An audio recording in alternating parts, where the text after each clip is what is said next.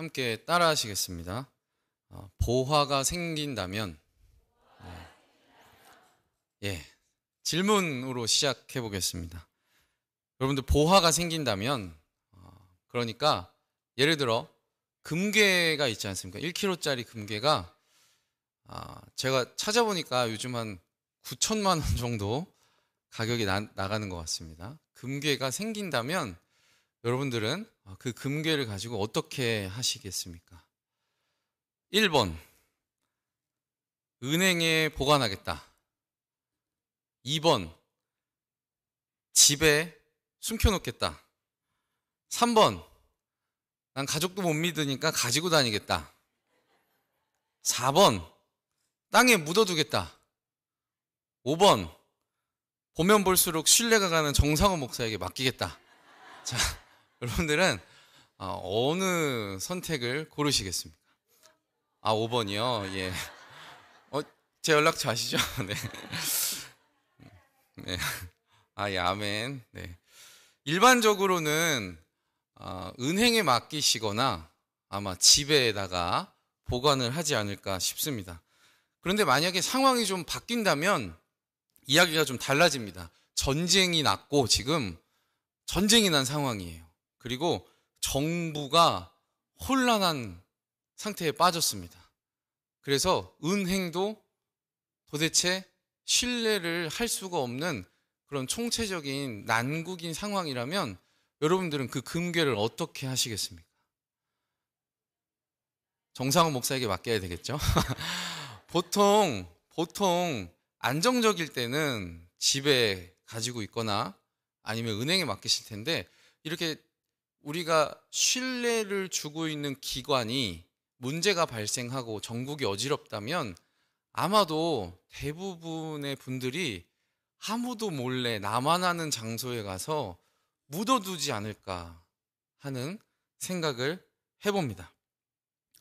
왜냐하면 전쟁이 났기 때문에 그런 기관을 믿을 수도 없고, 또 적군이 집에 들어와서 약탈을 해갈 수도 있지 않습니까? 그리고 괜히 몸에 소지하고 다니다가 길 가는 도적대에게 그걸 뺏기기라도 하면 억울하기 때문에 아마도 대부분의 분들은 나만 아는 곳에 그걸 숨겨두지 않을까 하는 생각입니다.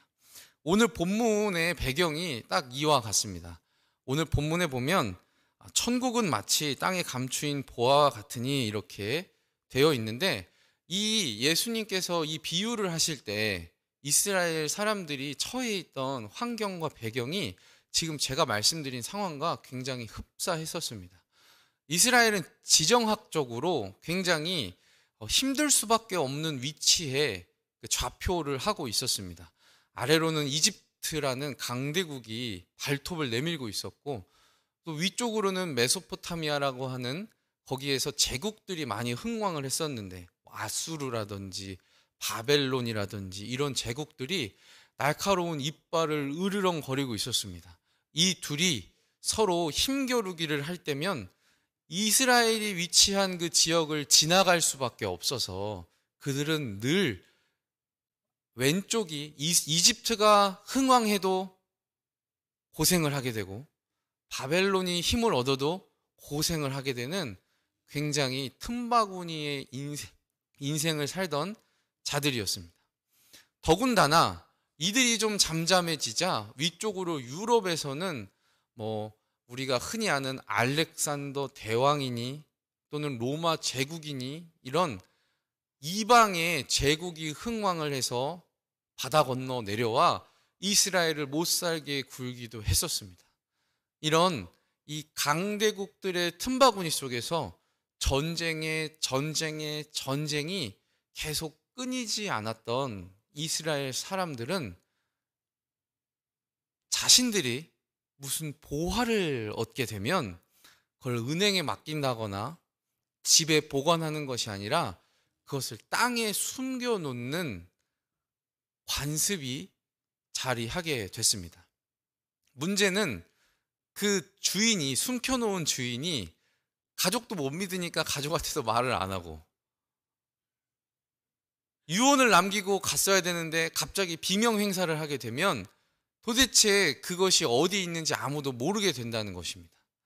그러다가 그의 자손이 땅을 팔았는데 거기 보화가 있는지 모르고 그 보화가 있는지 모르고 밭을 팔았을 때 그 밭을 산 사람이 밭을 갈기 위해 땅을 파다가 보화를 발견하게 됐을 때 그 전 그 소유주랑 새로 땅을 산 소유주 간에 여러 다툼이 잦아지니까 이스라엘은 아예 법으로 그거는 그냥 땅에 있었기 때문에 새로 땅을 산 사람은 그 보화까지도 값을 매겨서 산 거라고 판례를 만들어서 그렇게 보화에 대한 논쟁을 정리를 해왔었습니다.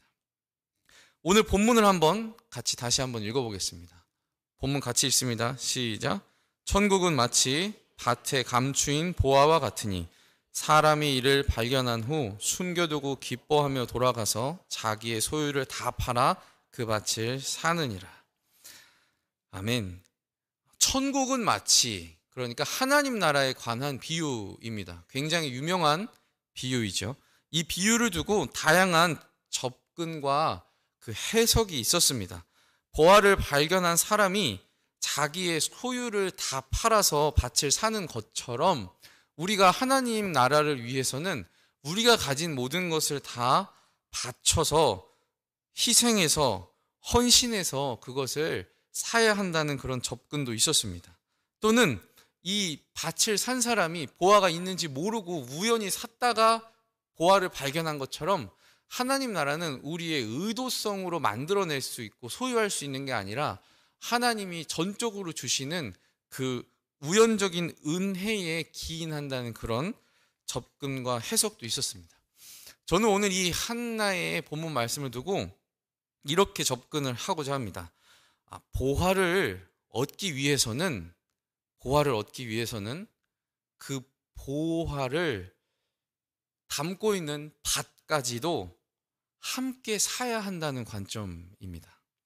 다시 말하면 우리가 원하는 것, 그러니까 보화를 얻기 위해서는 실상 보화와 크게 관련 없어 보이는 것 같은 그 무익해 보이는 토지, 그 땅, 그 밭까지도 우리가 함께 사야 한다는 겁니다.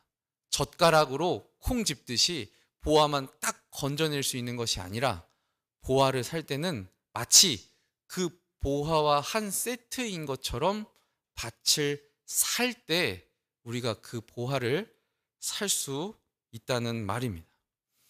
이 원리, 그러니까 보화는 밭과 한 세트로 살 수밖에 없다는 이 원리는 어찌 보면 하나님 나라에 관한 원리뿐만이 아니라 우리 일상생활에 관한 원리이기도 합니다.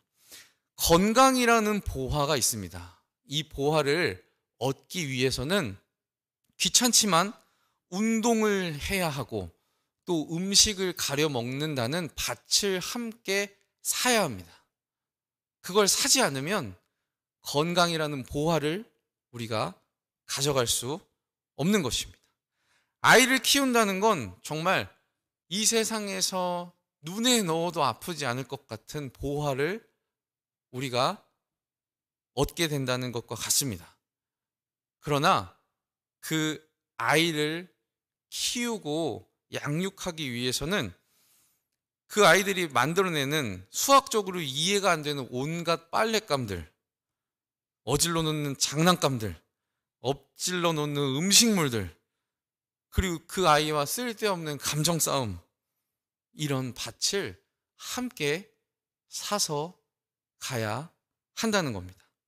밭은 보화의 일부입니다. 보화만 가질 수 없습니다. 보화의 일부인 밭을 함께 가져갈 때 우리는 보화를 가질 수 있습니다. 교역자가 되는 것도 그렇습니다. 청년 시절에 교회 교역자가 정확히 무엇을 하는지 몰랐습니다. 그냥 교회가 너무너무 좋았고 교회에 있는 게 너무 행복하고 교역자분들이 너무 자신들이 원하고 기뻐하는 하나님을 위해서 일한다는 그 사실 자체가 너무나도 저에게 매력적으로 다가왔습니다. 그러던 차에 교역자님이 신학교를 가보라는 그 권유에 하나님의 소명이구나 하고, 나도 이제 이 보화를 가질 수 있겠거니 하고 시작을 했습니다. 그랬는데 제가 이렇게 많은 땅을 소유하게 될 줄 몰랐습니다. 교역자라는 그 보물을 얻기 위해서는 굉장히 큰 토지를 제가 같이 끌어안아야 한다는 사실을 조금씩 알아가고 있습니다. 여러분들의 신앙생활도 마찬가지입니다. 이건 비단 교역자뿐만이 아닙니다. 은혜를 받고 도전을 받고 하나님을 아는 건 보물이죠. 엄청난 보물입니다. 신앙생활을 하면서 그러한 보물을 다 받으셨기 때문에 지금 이 자리에 앉아 있는 것이라 생각을 합니다. 이 보물이 교회라는 밭에 감추어져 있었고, 교회라는 밭에서 여러분들은 그 은혜를 받았습니다. 올 여름 교회 행사하는 것들을 보면서 유년부, 유치부, 소년부, 교사분들이 이 아이들에게 그 본인들이 받았던 그 보화를 너희들에게도 건네주고 싶어서 준비하고 땀 흘리고 그들과 함께 놀아주고 레슬링하고 온갖 재롱을 피우시면서까지 그 아이들을 위해서 헌신하는 모습이 너무나도 눈물겨웠습니다. 그리고 이 더위에 주방에 가서 땀을 뻘뻘 흘리며 아이들의 음식을 준비해 주시고, 또 그 밤에 나오셔서 불 앞에서 고기를 굽는 모습들, 그리고 간식을 챙겨주시는 모습들, 이 모습들이 참 감동으로 다가왔습니다. 근데 어찌 보면 그 모든 일들은 밭이라고 할 수 있습니다. 그 보화를 건네주기 위해서 교사분들과 여전도회 분들과 남성교회 분들이 함께 모여서 기도하고 헌신하고 시간을 들여서 그 밭을 사서 아이들에게 그것을 전달해 주는 모습과 같다고 할 수 있습니다. 이 교회에서, 이 밭에서 여러분들 보화를 발견하셨을 텐데, 그 보화를 발견했을 때 마냥 쉽기만 하셨습니까? 좋은 게 생기면 누군가는 그걸 보고 또 질투하고 시기합니다. 신앙생활을 하다 보면 뜻하지 않게 관계에 오해가 생기기도 하고, 뜻하지 않게 서로 말의 뉘앙스를 잘못 전달하고 받아서 서로 감정이 상하기도 합니다. 때로는 여러 가지 시간을 낼 수 없는 상황인데도 불구하고 교회의 일 때문에, 지금 밭을 매야 하기 때문에 나와서 밭일을 하게 되는 경우도 있으셨을 거라 생각을 합니다. 교회라는 밭에는 예수님이라고 하는 보화가, 하나님이 주시는 은혜라는 보화가 있지만, 그 밭을 우리가 사들일 때야만이 그 보화 역시도 우리가 가져갈 수 있다는 그 진리가 우리의 신앙생활에 담겨 있음을 알 수 있습니다. 하나님도 마찬가지입니다.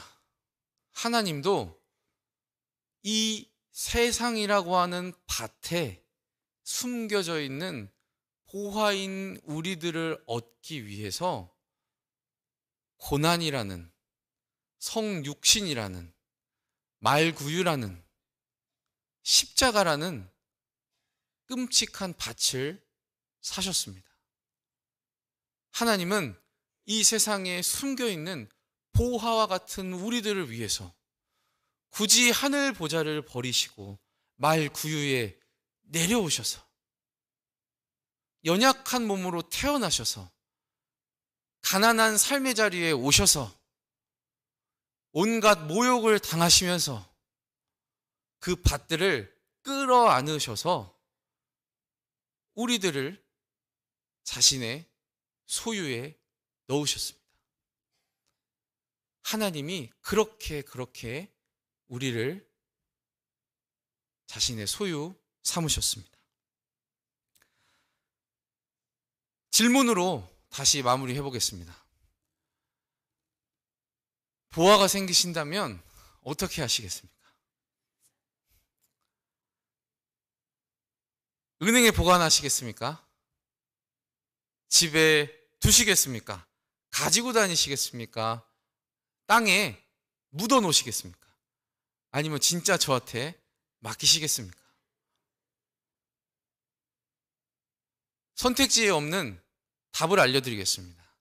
보화가 생기신다면 땅에 묻을 것도 아니고 은행에 보관할 것도 아니고 다시 그 보화로 밭을 사러 가셔야 됩니다. 한 번 보화가 생겼다고 해서 그걸로 끝나시면 안 됩니다. 달란트 비유에서 말씀하시는 것처럼 1달란트, 3달란트, 5달란트 받은 종들이 각자 다르게 그 달란트를 사용했는데 땅에 묻어둔 사람은 혼났습니다. 한 번 은혜를 받았다고, 한 번 보화를 소유했다고, 전국이 혼란스러우니 땅에 묻어둬야겠다, 이자나 받아야 되겠다 하는 건 아닙니다. 다시 그 보화로 밭을 사셔야 됩니다. 그 밭은 보기에 좋아 보이지 않을 수도 있습니다. 땀을 흘릴 수도 있습니다. 해봤던 것일 수도 있습니다. 그러나 그 보화가 어디에 있느냐? 밭에 있습니다. 보화는 밭과 한 세트로 움직입니다. 혹시 어느덧 한 번 받았던 보화, 옛날에 받았던 보화, 청년 시절에 받았던 보화에만 만족하고 계시는 거 아니십니까? 그냥 그때 내가 한때 우리 집 한때 부자였어 이렇게 이야기하시는 것처럼 한때 그랬던 것을 가지고 그냥 만족하고 계시지 않으십니까? 다시 밭을 사셔야 됩니다. 여러분들이 가지고 있는 그 보화를 가지고 다시 보화가 없을 것 같아 보이는 그 밭을 사러 나가셔야 합니다. 하나님은 그렇게 우리가 늘 주시는 은혜를 먹고 마시고 다시 그 은혜를 누리기 위해 주님께 헌신의 자리로 나아가는 삶을 살기를 원하시는 분이십니다. 하나님께서 우리를 얻기 위해 십자가라는 밭을 짊어지신 것처럼 여러분들도 저도 늘 하루하루 매일의 보화를 발견하기 위해 밭을 사시는 저와 여러분 모두 되기를 축원합니다. 함께 기도하겠습니다. 하나님, 주님께서 우리에게 엄청난 보화를 주셨습니다.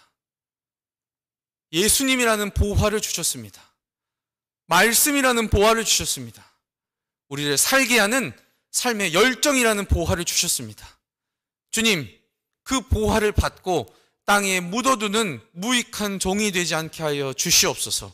그 보화를 가지고 다시금 밭을 사기 위해 거리로 나아가고 밭 주인에게 나아가 다시 흥정하고 그 밭을 나의 삶으로 사서 그곳에서 다시 밭을 일구고 엉겅퀴를 걷어내고 돌짝밭을 평탄한 밭으로 옥토밭으로 일구어 나가는 우리 모두 될 수 있게 축복하여 주시옵소서.